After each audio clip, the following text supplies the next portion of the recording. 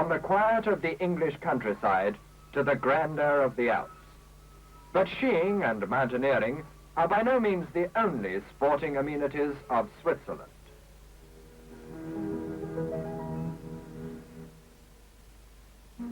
To the beautiful city of Bern, quietly watched over by her handsome government buildings, come tourists from all over the world the year round. But in August, an atmosphere of excitement is apparent even in the fine thoroughfares of this ancient city.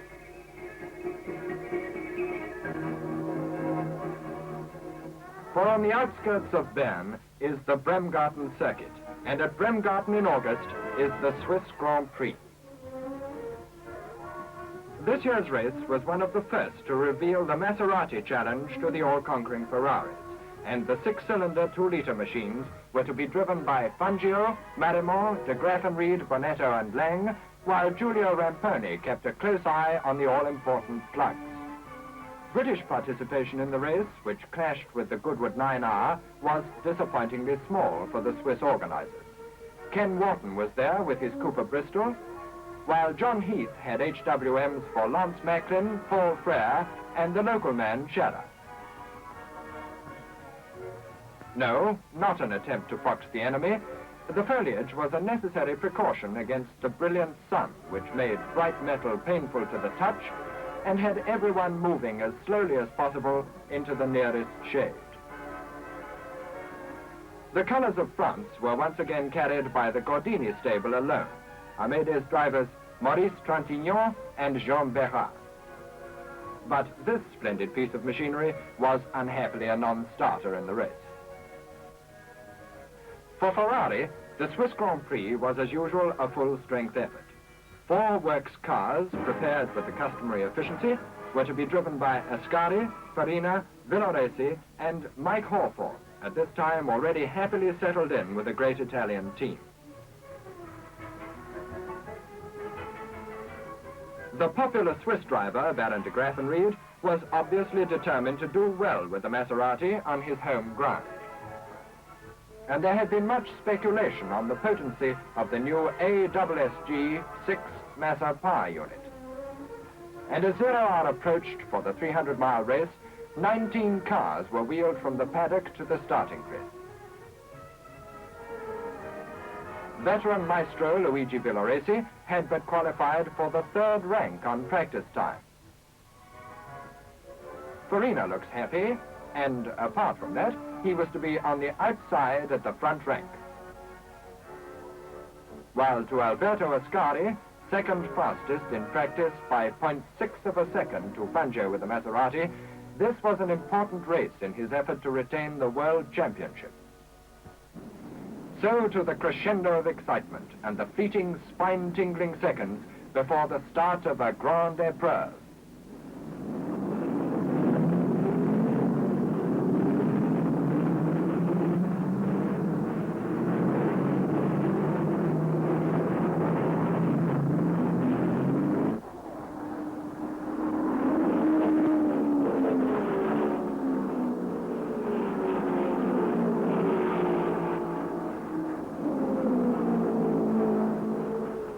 Fangio makes a wonderful start, but Ascari gets past with Hawthorne and Marimont behind. And away they roar on their hectic 300-mile chase with the crowd on tiptoe from the flag. It's a beautiful driver's course at Bремгартен, but note those cobbles, which can make sections of it very hazardous.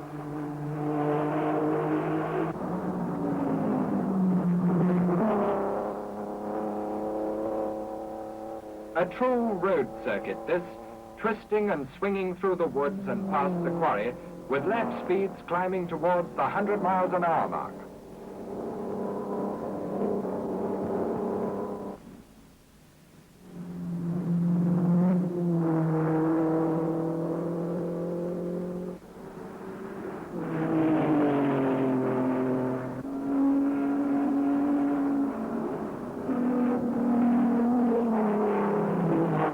Ascari's in front with Fangio on his tail. Behind come Mike and Marimont. The killing pace, the heat, and the very nature of the course caused many to fall by the wayside, and long gaps appear in the struggling field. Trintinьyan duels with de Graffenried, and all through the pack, the battle of the Swiss Grand Prix is joined. Here's the devil-may-care of racing on the continent. But at moments like this, one wonders if it's wise to stand too close.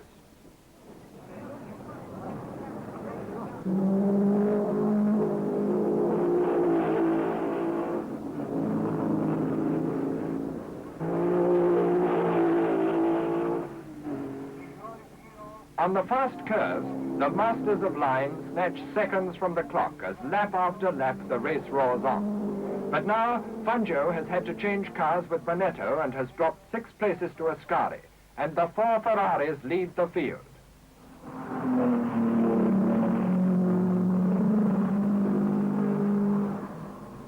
But at 20 laps, Villoresi drops back, and Marimon and Bonetto take his place. Ken Wharton, destined to gain a well-earned 7th place. Mike Hawthorne, who fought a crucial battle with Marimon's Maserati, was passed, but still clung on until the Argentine's car broke an oil pipe and retired. Askari, who lost a minute and a half at his pit, but fought back to lead. And Farina, who coolly held his station to 2nd place. The closing stages of the race were tense with excitement, as the Ferraris were robbed of their dominating lead, but fought off the Maserati challenge to romp home 1, 2, 3 towards the checkered flag. 4th place, 1 lap behind, was the best that Bonetto could do for Maserati. And there another Swiss Grand Prix is won.